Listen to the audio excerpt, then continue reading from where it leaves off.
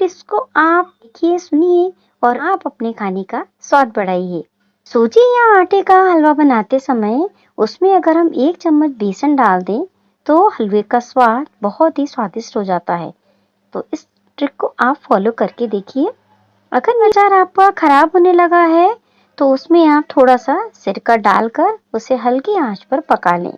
ऐसा करने से आपका अचार खराब नहीं होगा। अगर आप दूध से पनीर बना रहे हैं या छेना बना रहे हैं तो उसके बाद जो निकला हुआ पानी होता है उसे आप बिल्कुल ना फेंकें। उसको आप आटा गूंथने में इस्तेमाल कर सकते हैं या उसको आप वैसे ही पी सकते हैं। वो पानी बहुत फायदेमंद होता है। दही अगर आपका खट्टा हो जाता है तो उसके खट्टेपन को कम करने के लिए आप उसे पतले कपड़े से छानकर उसका पानी निकाल दीजिए, ताकि दही का जो खट्टापन है वो कम हो जाएगा। अगर आपके बच्चों की लंबाई नहीं बढ़ रही है तो उन्हें आप सेब खिलाना शुरू कर दें। सेब खाने से लंबाई बहुत जल्दी बढ़ती है, क्योंकि सेब में फाइबर, कैल्शियम होता है जो हमारी हाइट बढ़ाने में मदद करता है।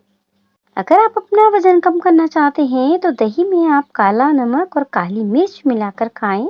इससे चर्बी बहुत ही जल्दी कम होती है। अगर आपको लगे कि आप दूध उबाल रहे हैं और आपका दूध फटने लगा है तो उसमें आप थोड़ा सा खाने का सोडा चुटकी भर डाल दीजिए, तो आपका दूध बिल्कुल भी नहीं फटेगा। अगर आप मालपुआ बना रहे हैं तो उस घोल में आप थोड़ी सी सूजी मिला लीजिए। ऐसा करने से आपके मालपुए बहुत ही खस्ता बनेंगे। रोटी को पकाने के बाद सीधी थाली में न डालें, उसे एक कपड़े पर रख लें। ऐसा करने से रोटी गर्म भी रहेगी और गीली भी नहीं होगी। लेकिन कपड़ा आपका जो होता है वो कॉटन का होना चाहिए। रात में जल्दी सोना और सुबह जल्दी उठना हमारे स्वास्थ्य और सेहत दोनों के लिए बहुत ही फायदेमंद होता है। तो आप इस तरीके से करिए, रात में जल्दी सोइए, सुबह जल्दी उठिए। खाना खाने के तुरंत बाद चाय नहीं पीना चाहिए। ऐसा करने से हमारा खाना जल्दी से नहीं हजम होता है। अगर आप पैदल वॉक करते हैं तो वॉक करने से पहले थोड़ा सा पानी पीकर जाइए, ताकि जब आप वॉक करेंगे तो आपको कमजोरी महसूस नहीं होगी। मखाने को कच्चा खाने के बजाय उससे हम थोड़ा सा घी डालकर फ्राई करके खाएं, सेंधा नमक डालकर, तो बहुत ही फायदा करता है। हलवा बनाते समय अगर आप उसमें शक्कर के दाने डालते हैं तो उसकी बजाय अगर आप चाशनी बनाकर डालें तो हलवे में टेस्ट बहुत अच्छा आता है। बरसात के मौसम में अगर आप बीमार हो रहे हो तो दही का सेवन बिल्कुल न करें। अगर आप मसाले की ग्रेवी बना रहे हैं तो उसका कलर अच्छा करने के लिए उसमें आप थोड़ा चुकंदर का रस या चुकंदर का पीस मिक्स कर लें, ताकि उसका कलर बहुत बढ़िया आएगा। पूरी फूली हुई और कुरकुरी बने, इसके लिए आप आटे को गूंथते समय थोड़ा सा उसमें चीनी डाल लें।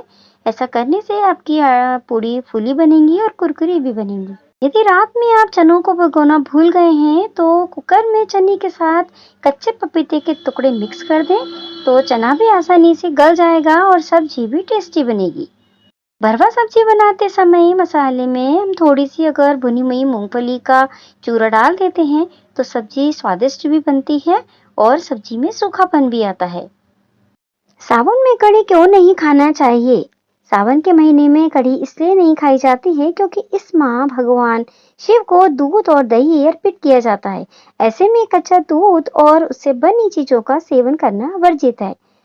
वहीं दूसरी मान्यता है, दही फर्मेंटेशन की क्रिया से बनता है। बारिश में या सावन के मौसम में हमारी इम्यूनिटी और डाइजेशन सिस्टम उतना कमजोर हो जाता है, काम नहीं करता है, इसलिए हमको उस समय फर्मेंटेशन वाली चीजें खाने से बचना चाहिए। पानी में अदरक को उबालकर सुबह शाम अगर आप पीते हैं तो उससे हमारे जोड़ों का दर्द होता है वो ठीक होता है और बहुत उसमें आराम मिलता है।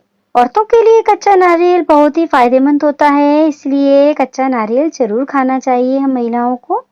आलू के पराठे तो हम सभी खाते हैं, लेकिन इस तरीके से अगर आलू के पराठे आप बनाते हैं कि आटे में उबला हुआ आलू आप मिक्स कर दें पूरे, और उसमें जो मसाले डालना है अजवाइन, सौंफ, जीरा, तो बहुत टेस्टी बनते हैं पराठे। इस तरीके से बना के आप जरूर देखिए। पराठे को क्रिस्पी बनाना चाहते हैं तो क्रिस्पी बनाने के लिए आप पराठों को मक्खन से सेकें।